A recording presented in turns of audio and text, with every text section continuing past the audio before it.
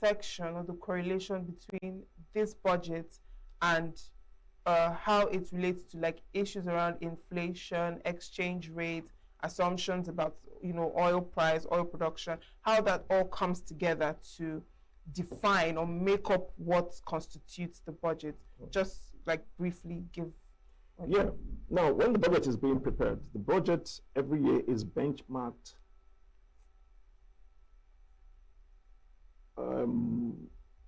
It's actually benchmarked on a product, and that product is oil because that's our major revenue earner. So we benchmark the budget on an oil price. What that means is that we say, okay, since 90% of our revenue, for instance, comes from crude oil. Like in 2026, I think it was $64 point something dollars was the benchmark price. So we say, okay, we're going to base our budget on $64. But what that means now is that we export, say, 2 million barrels of oil a day. 2 million barrels of oil a day times 64 gives us a rough idea of what we can make from oil in a day. Multiply by the number of days in a year, blah, blah, blah. So we do all that. We take other things that we earn money from, and then we add it up. And we say this is what the budget is, 58 trillion. Then we now make another assumption, and we say, okay, well, before we do that, for the $64, if the oil price, like today it's about $68, $67, $68. So what it means is that we are about $3 higher than our benchmark, which is good. If oil now drops below our $64, then we start earning less, which will affect our budget, which will now make us go and borrow. But as long as the international price of oil is above our benchmark, we are still hovering, above the clouds. Then we also make another assumption using an exchange rate. And we say, okay, this budget is also based on assuming that the exchange rate is 1,400, 1,500, whatever it is, then we are good. If in the course of the year, the exchange rate now hits 1,700, then it jeopardizes the budget. Because what we're earning in dollars now gets affected when you now convert it into Naira. It affects how much we say we're going to spend, etc. Right? So those are things that are put into consideration before we now say this is how much we're going to make, and then allocate that to the various sectors of the economy and say this is how much we're going to spend, this is how much we're going to use to service our debt, this is how much is going into statutory transfers, etc., etc., etc. And everybody knows that. If during the year there's a windfall, oil prices suddenly hit $100 a barrel, boom, everybody buys an SUV. Wow. So, but looking at all these things you've mentioned now, do you think that there are provisions in this budget for shocks, for some external shocks? Should it go, below the benchmark, or should things get shaky? Oh, absolutely. Yeah, all those things are usually being considered. What if? Because it's all about scenario planning. In every situation, you can have your best case scenario, your worst case scenario, or what if nothing happens? So as you're planning the budget, you say, what if something happens? What if there's a nuclear attack? What if Trump bombs Nigeria? What if, see, all these things affect the economy because it affects, the various actors and agents within the economy. So within all these scenarios, how do we mitigate? What are the things we have to put in place to ensure that we don't sink as a country, or that the economy doesn't collapse? So all those things are being put in place, as checkmarks. Most times it won't happen, but it's always good to have them. It's almost like a spare tire in your car. You can drive for years and not have a flat, or you can have a flat as soon as you leave the dealer's, lot. But you always need a spare. All right. Now, earlier on, you mentioned that the private sector is a major driver of the economy. How do you see private sector in Nigeria, and how the health of private sector and how well it is doing to help with the economy as much as it should? Well, the Nigerian private sector is very, very dynamic, very, very informed,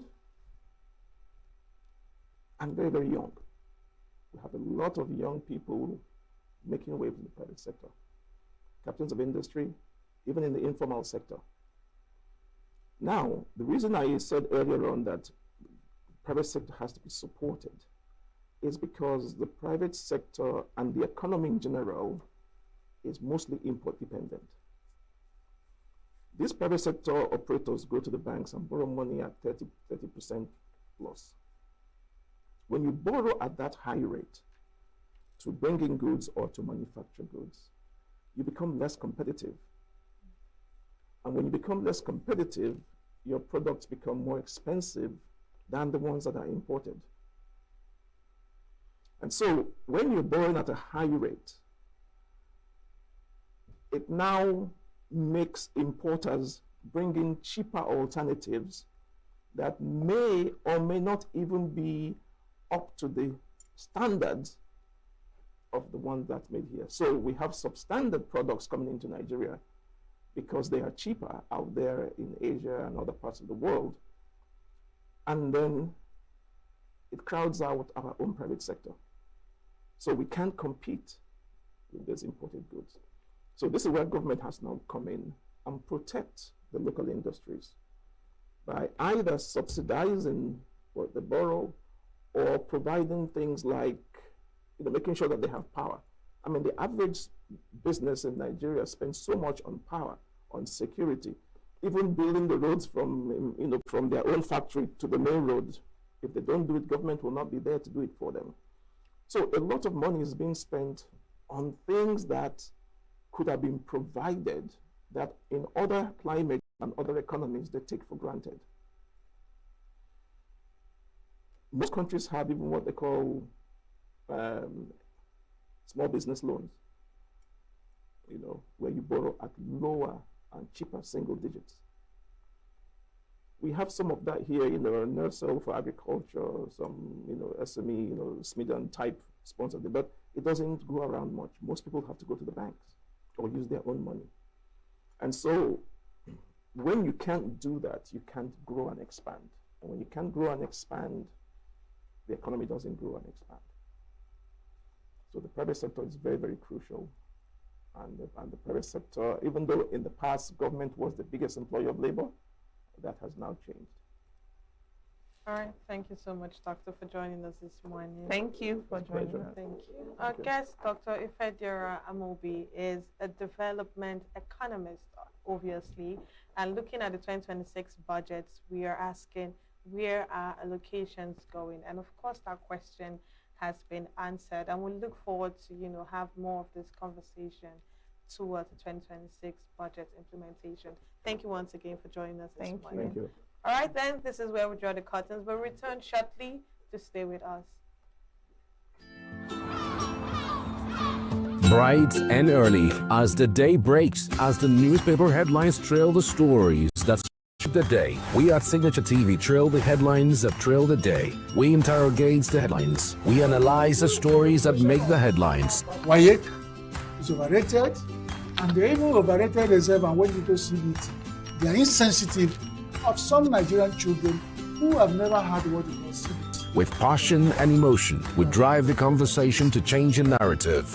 Let nobody be deceived by Nigerian high level of performing in agriculture export. We are still where we are. Newspaper review on Signaturetv every morning on Signature Morning, weekdays, and Signature New Day, weekends. Newspaper review on Signaturetv. We do not just review the headlines, we make the headlines relevant to our daily lives. Health is more than a diagnosis. It's your lifestyle, your choices, and your future. Join us on Inside Health, your weekly deep dive into the stories, science, and solutions shaping your well-being. From expert interviews to real-life journeys of healing and hope, we cover it all. One of the complications of cancer management or treatment is they have some of them at one point in time, you see them having anemia. Okay, so you see them at times being transfused. But at the same time, you come in with a diet. Nutrition, mental health, innovations in medicine, fitness, and everyday wellness. Whether you're managing a condition, staying informed, or just living your best life, Inside Health is your trusted guide. I'm Signaturetv, and I'll be with you every week on Inside Health, only on Signature TV.